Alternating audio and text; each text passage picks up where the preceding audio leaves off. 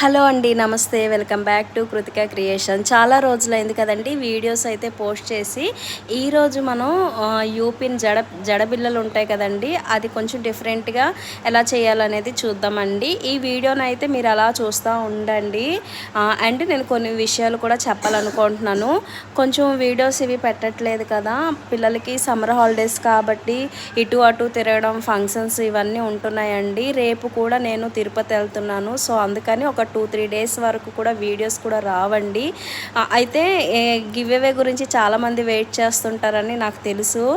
Actually నాకు తక్కువగా comments వచ్చేది. సో గివ్ అవేని ఆ కామెంట్లో ఎవరైతే చేస్తున్నారో ఫ్రీక్వెంట్లీగా వాళ్ళకి ఇద్దాం అనుకున్నా. కానీ ఇప్పుడైతే మన ఛానల్ 1Kకి దగ్గరలో ఉంది అండ్ ఇంప్రూవ్మెంట్ కూడా బాగుందండి. థ్యాంక్ యూ సో మచ్ అందరికీ కూడాను. పేరు పేరున లైక్ చేసి సబ్స్క్రైబ్ చేసి నాకు కామెంట్ అయితే చేస్తున్న వాళ్ళకి. అయితే నెక్స్ట్ వచ్చే వీడియోలో ఏంటంటే గివ్ అవే ప్రాసెస్ అనేది చెప్తానండి.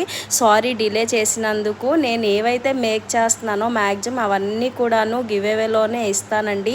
మీకు అందులో కలర్ కస్టమైజేషన్ చేయడానికి కూడా ట్రై చేస్తాను మ్యాక్సిమం కూడాను. అయితే ఇదైతే ఈ మోడల్ చూడండి, మనకి డ్రాప్ షేప్ కుందన్స్ ఉంటాయి కదా, మనకి ఇది రెగ్యులర్గా చేసే మోడలే. కాకపోతే ఇది జడకి ఎలా ఉంటుంది అని ట్రై చేశాను, బాగా వచ్చిందండి.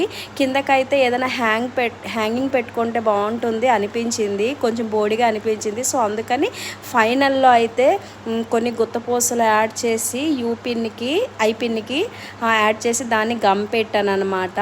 అయితే మనం ప్రతి దాంట్లో కూడా వ్యాక్స్ షీట్ అనేది ఫైనల్గా టచ్ ఇస్తే అది ఊడిపోకుండాను బాగుంటుందన్నమాట. సో అందుకని ఇలా వ్యాక్స్ షీట్ అనేది కంపల్సరీ వేసుకోండి. ఇంకా నా వీడియో ఎలా ఉందనేది ఫీడ్బ్యాక్ ఇవ్వడం